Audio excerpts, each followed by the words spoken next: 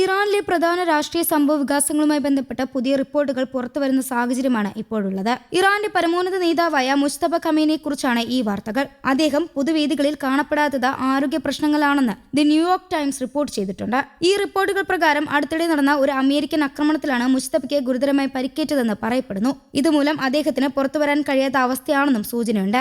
നേരിട്ട് പൊതുയോഗങ്ങളിലോ പരിപാടികളിലോ പങ്കെടുക്കുന്നതിന് പകരം അദ്ദേഹത്തിന്റെ സന്ദേശങ്ങൾ ഇപ്പോൾ സോഷ്യൽ മീഡിയയിലൂടെയോ ടെലിവിഷനിലൂടെയോ മാത്രമാണ് പുറത്തുവരുന്നത്. ഈ സംഭവവുമായി ബന്ധപ്പെട്ട് മറ്റൊരു പ്രധാന വിവരവും റിപ്പോർട്ടുകളിൽ ഉൾപ്പെടുത്തിയിട്ടുണ്ട്. ആക്രമണത്തിൽ മുസ്തഫയുടെ പിതാവും ഇറാന്റെ മുൻ പരമോന്നത നേതാവുമായ അയത്തുള്ള ഖമേനി കൊല്ലപ്പെട്ടിരുന്നു. ഈ സംഭവം ഇറാനിലെ രാഷ്ട്രീയ സാഹചര്യത്തെ വളരെ ഗുരുതരമാക്കിയിട്ടുണ്ട്. സുരക്ഷാ കാരണങ്ങളാൽ മുസ്തഫ ഇപ്പോൾ ഒരു രഹസ്യ കേന്ദ്രത്തിലാണ് കഴിയുന്നതെന്ന് റിപ്പോർട്ടുകൾ പറയുന്നു. അദ്ദേഹത്തിന്റെ കൃത്യമായ സ്ഥലം പുറത്തു വരാതിരിക്കാനാണ് ഈ നടപടികൾ സ്വീകരിക്കുന്നത്.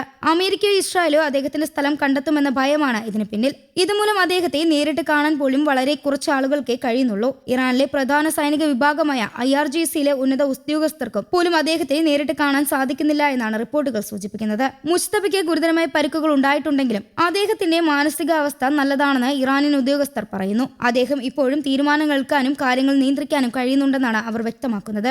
അമേരിക്കയുടെയും ഇസ്രായേലിന്റെയും നിരീക്ഷണത്തിൽ നിന്ന് രക്ഷപ്പെടാൻ അദ്ദേഹവുമായി ബന്ധപ്പെട്ട എല്ലാ ആശയവിനിമയങ്ങളും വളരെ രഹസ്യമായ രീതിയിലാണ് നടക്കുന്നത്. ഫോൺ അല്ലെങ്കിൽ ഇന്റർനെറ്റ് പോലുള്ള സാധാരണ മാർഗങ്ങൾ ഉപയോഗിക്കുന്നത് പരമാവധി ഒഴിവാക്കുന്നു. പകരം സന്ദേശങ്ങൾ കൈപ്പിടിയിൽ എഴുതി കവറിലാക്കി വിശ്വസ്തരായ ആളുകൾ വഴി അയക്കുകയാണ് ചെയ്യുന്നത്. ഈ സന്ദേശങ്ങൾ ഒരു വ്യക്തിയിൽ നിന്ന് മറ്റൊരാളിലേക്ക് കൈമാറി ഒടുവിൽ മുസ്തഫയുടെ താമസ സ്ഥലത്ത് എത്തിക്കുന്നു. ഇതിനായി കാറുകളും ബൈക്കുകളും ഉപയോഗിച്ച് ചെറിയ റോഡുകളിലൂടെ യാത്ര ചെയ്യുന്നതാണ് പതിവ്. വലിയ റോഡുകളോ സാധാരണ മാർഗങ്ങളോ ഒഴിവാക്കുന്നു. കാരണം അവിടെ നിരീക്ഷണം കൂടുതലായിരിക്കും. മുസ്തഫയുടെ ഭാഗത്ത് നിന്ന് പുറപ്പെടുന്ന സന്ദേശങ്ങളും ഇതേ രീതിയിൽ തന്നെ പുറത്തേക്ക് പോകുന്നു. അതായത് ഒരാൾ കൊണ്ടുപോയി മറ്റൊരാൾക്ക് കൈമാറുന്ന രീതിയാണ് തുടരുന്നത്. ഇത് പഴയ രീതിയാണെങ്കിലും സുരക്ഷയ്ക്കായി ഇത് ഏറ്റവും സുരക്ഷിതമാണെന്ന് കരുതുന്നു. അദ്ദേഹത്തിന് ചുറ്റും എപ്പോഴും ഡോക്ടർമാരുടെ ഒരു സംഘമുണ്ടെന്നാണ് റിപ്പോർട്ടുകൾ വ്യക്തമാക്കുന്നത്.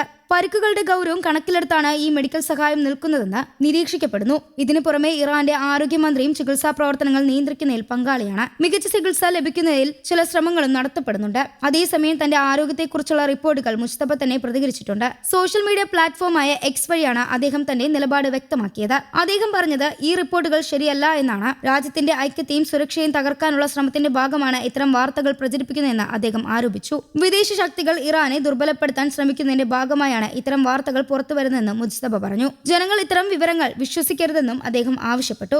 ഇപ്പോഴത്തെ സാഹചര്യത്തിൽ ഇറാനിൽ വലിയ അനിശ്ചിതത്വമാണ് നിലനിൽക്കുന്നത്. നേതൃത്വപരമായ മാറ്റങ്ങൾ, സുരക്ഷാ പ്രശ്നങ്ങൾ, പുറം രാജ്യങ്ങളുമായുള്ള സംഘർഷം എന്നിവയെല്ലാം ചേർന്ന് സ്ഥിതികൾ സങ്കീർണമാക്കിയിരിക്കുകയാണ്. മുസ്തഫയുടെ ആരോഗ്യവും സുരക്ഷയും സംബന്ധിച്ച് ഈ റിപ്പോർട്ടുകൾ ശരിയാണോ എന്നത് വ്യക്തമല്ലെങ്കിലും അവ രാജ്യത്തിനകത്തും പുറത്തും വലിയ ചർച്ചകൾ കാരണമായിട്ടുണ്ട്. ഒരു വശത്ത് അദ്ദേഹത്തിന് ഗുരുതരമായി പരിക്കേറ്റു എന്നാണ് റിപ്പോർട്ടുകൾ. മറുവശത്ത് അദ്ദേഹം പൂർണ്ണ ആരോഗ്യവാനാണെന്നാണ് ഔദ്യോഗിക പ്രതികരണം. ഈ രണ്ടിനുമിടയിൽ സത്യാവസ്ഥ എന്താണെന്ന് വ്യക്തമല്ല. എന്തായാലും നിലവിലെ സാഹചര്യത്തിൽ ഇറാനിലെ രാഷ്ട്രീയവും സുരക്ഷയും വളരെ സൂക്ഷ്മമായ ഘട്ടത്തിലൂടെയാണ് കടന്നുപോകുന്നത്.